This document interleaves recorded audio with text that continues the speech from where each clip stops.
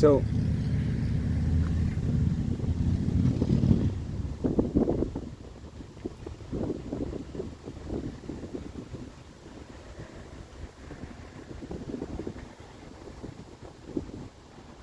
if this plant medicine that the spirits provided, based on the stories that I told you earlier, if this plant medicine is provided by spirits, or interdimensional beings, or whatever you want to call them, that were, their main purpose was to really help humanity, then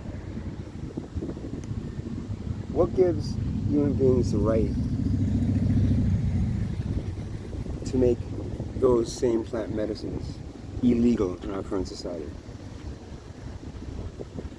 If you think about it, there's a lot of people in cages right now because they distribute plant medicine, because they use plant medicine. And why do they do that? It's like, oh, it's to hang out, boys, you make money. Yeah, but it's also to provide something that was cut off by those Europeans. Those men that came and slaughtered natives. Usually they would slaughter the warriors and enslave the women and children.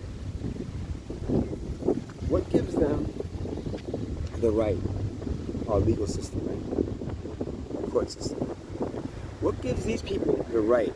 It's a small group of people that make these decisions. It takes forever to change laws, right? What gives these people the right to put human beings in cages for using the same plant medicine that heals drugs?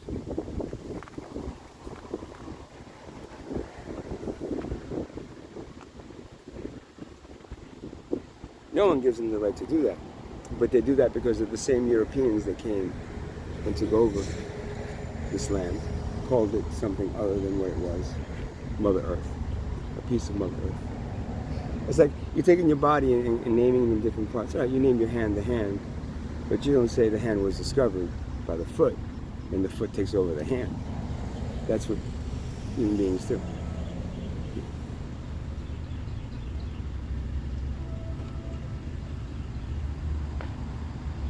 So all these people that are sitting in cages today, I mean, everyone that's sitting in cages today is there for money, because the reason that they make plant medicines illegal, again, I want to repeat, the reasons that the powers that be, your politicians, your judges, your lawmakers of this great land, the reason they make it illegal, they cloak it in, oh, the children and oh, this, and well, it's overused here, but it's illegal. And it's not understood what it is. There was no drug addiction in tribal cultures. There's no poverty, there's no homelessness, but there's also no drug addiction. There's maybe overuse of the, but that was understood as being, their journey, that soul's journey through this lifetime. Those plant medicines help them on those journeys. Here, we force them to, we make it illegal. We force them into it. If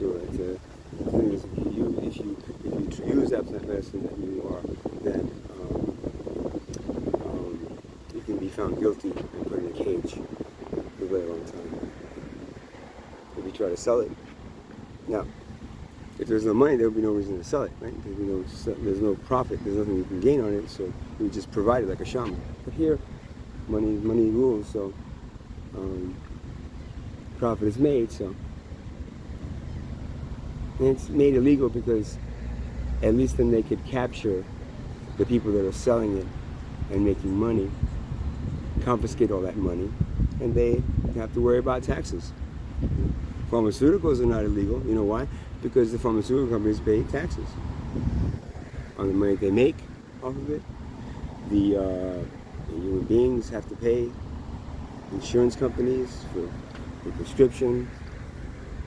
But there's no prescriptions for plant medicine, right? You know why? Even the ones that are illegal. You know why? Yeah, because you can't tax them. Because they come out of the ground. You know. It's not fair if you think about it. And you might believe my story about the first shaman or not, and believe that that was one of my reincarnated lives. Yeah, both the shaman that explained to me that story and that shaman in that tribe was me. You could believe me, and if you do, then why are you making these things illegal? And if you don't believe me, you say he's just, trying to con us into, really? So you think all those people that are sitting in cages right now because of your laws, you think they're all conning you? They're not following your restrictive, obedience way of life?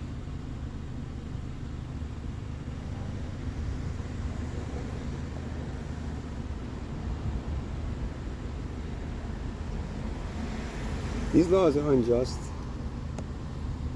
Countries like Portugal, I repeat, countries like Portugal that have legalized all recreational plant medicine. Unfortunately, you got pharmaceuticals also thrown in there, like opiates and synthetic opiates and painkillers and mood stabilizers, whatever they are. But you can get all that from plant medicine. Done right. Yet, that's I have to cherish the founding fathers of this country that were slave masters that came here and had slaves. And created a Declaration of Independence for what? What was the Declarations of Independence for? Right. For pretty much rich white men that wanted to break free from the British rule and decided to come here and continue their slavery of African Americans and any other culture that they feel should be enslaved. Indians were also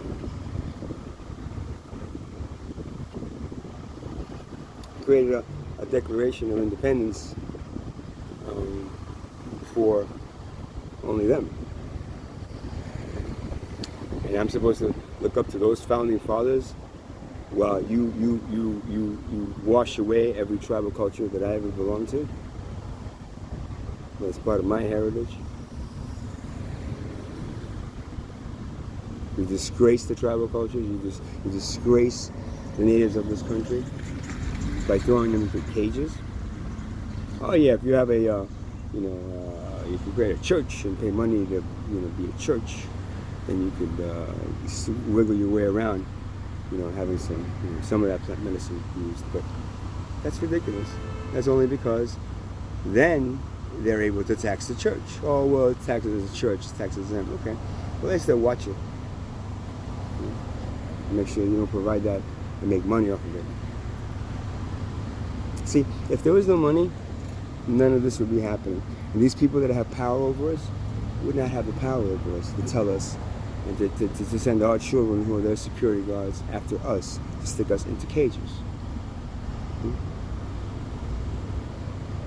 That is, everything about this society, again, I want to repeat, there's nothing about this society that is any way, any shape or form something that any creator of yours wanted.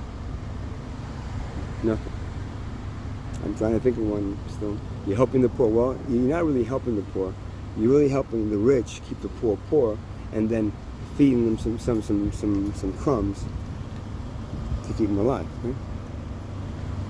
There's no help for the poor. There's no help for people that are stressed. There's no help for anything that doesn't play and play your game of let's create a society where the few control the many, and they're all controlled by money. Again, I repeat, that same plant medicine that shaman walked 2 days into the jungle and 2 days back to heal his tribe, and then ended up healing the tribe with that plant medicine, is now deemed illegal, and has been for a while in this culture that I do not belong to in any way, shape, or form. That's why I've turned my back on most of everything that I can. You know, I'm part of it. I can't leave. I'm supposed to be here, trying to get people motivated to understand that they're not slaves, but they're warriors enslaved. And again, slaves, you accept you're a slave and you don't do nothing about it. Slave, what am I going to do? I'm poor, what am I going to do? I'm employed and I don't want to work, what am I going to do? But now warrior enslaved understands that warriors that are enslaved, and they do everything in their power to free themselves. That's the big message that God wants you to understand and know. Because these people that have put themselves in power and to judge you and to arrest you and to convict you and to whatever, these people are not divinely,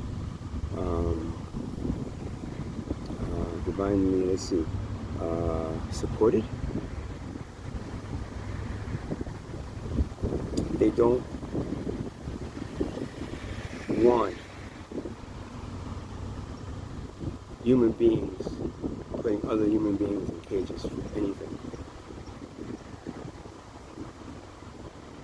Instead, if you treat each children, and treat each children with respect and give them a free existence from birth to death, allowing them to grow within the system the correct way, and that will never be an issue.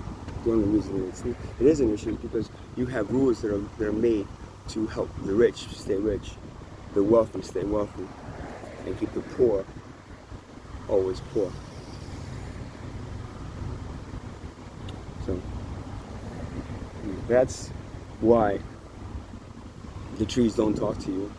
That's why spirits don't talk to you. That's why you're always looking in the sky for UFOs and aliens to come down and save you. There's no aliens up there. They're going to come down in a spaceship and save you. Guarantee you, there's none. It's all interdimensional. If there is some kind of spacecraft that's coming through a dimensional wormhole from that dimension to this dimension, just to check you guys out. And most of them don't even want to talk to you. Unless you happen to have, a group of whatever these is. But, parasites that just want to control a small group of humans and allow them to feel no empathy and no pity for the people they enslave. I'm talking to every one of those 2,000 billionaires that control the fate of humanity. Look at yourselves in the mirror and say to yourselves, you know what? What you're doing to keep yourself wealthy is keeping everyone that's poor. Now, if you have empathy, if you're a human, you have a soul, you have an understanding of that, you wouldn't do that. Oh wow! You mean if I drive this car and run over this person, I'm going to kill them? Oh, let me see. Let me just keep on running over them over and over and over and over and over again. Let me see next person. No, you don't do that. You say, oh shit, I got to stop driving my car like this, right? Not the case for the wealthy. They know that their wealth is creating the poverty. And they can't do anything about it because they have these parasites, these other interdimensional beings that are a bit more, what is it? Malignant? Yeah, malignant, right? That's the one that's mean.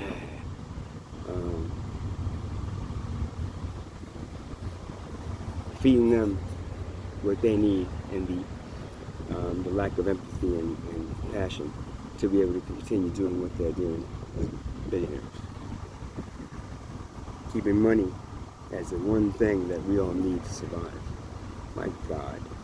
If money was something that we needed to survive and our God creator wanted that, don't you think that he would stick it on our body when we were born and so we could have it with us all the time? Yeah. We're organic beings, and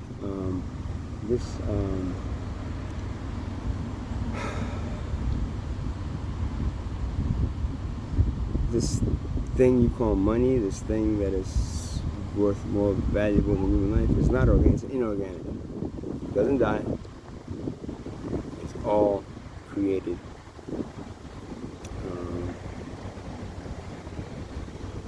It's an illusion. but it's real. It's all created to keep people in cages, keep the poor poor, the middle class house slaves, supporting, separating the wealthy from the poor, and then the wealthy on top, as these parasites suck the blood out of them, just like we are sucking the blood out of Mother Earth. Each human being that's sitting in a cage today for being in there for plant medicine should be released today. All medicines, all these tribal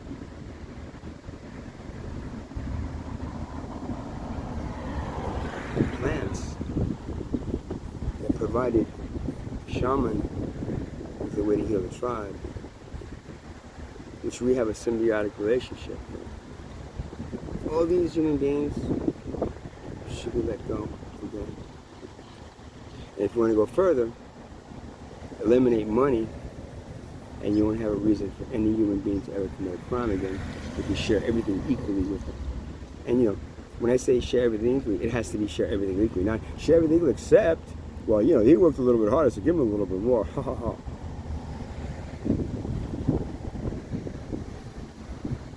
See, the sun works a little bit harder than the moon, right?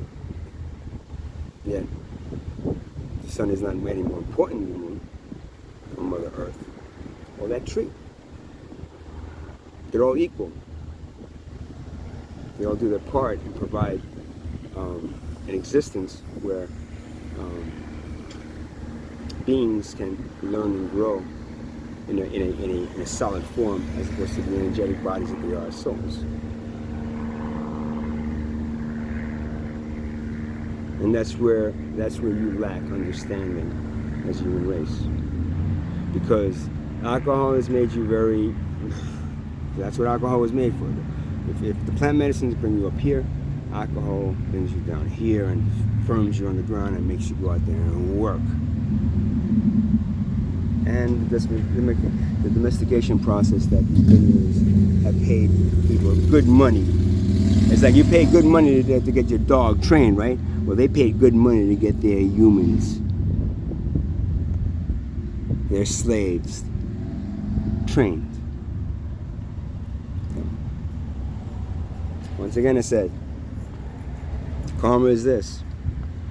After you do so much that is so against everything around us, then it comes back to you.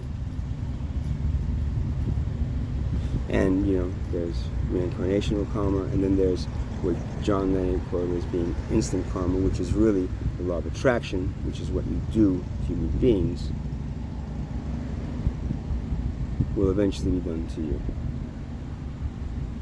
Parasites don't care, because they just slip out of the host and go right back into the dimension and go, oops, let's wait for the next civilization. This one didn't make it either, huh? But now the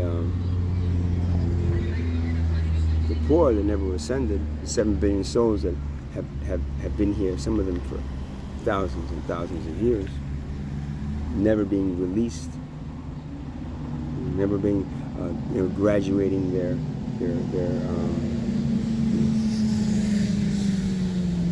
graduating from this place that's supposed to teach you something, and your soul something, and ascend out of here. They, unfortunately, when this civilization ends, and it will end if you continue doing what you're doing as a civilization, when this ends, they just drop back down to the pool of creation and wait for another civilization to be formed by your creator, and then the souls be brought in, and then it always has their fingers crossed. Maybe this one will be the one. Oh, but God knows everything. No. God creator knows, but can easily stop that memory or that knowledge to be, because he wants you to make the right choice so you can become what you need to be as part of this system of life, not as a slave to a bunch of billionaires that do nothing but rape the 7 billion poor over and over again so they can stay in power.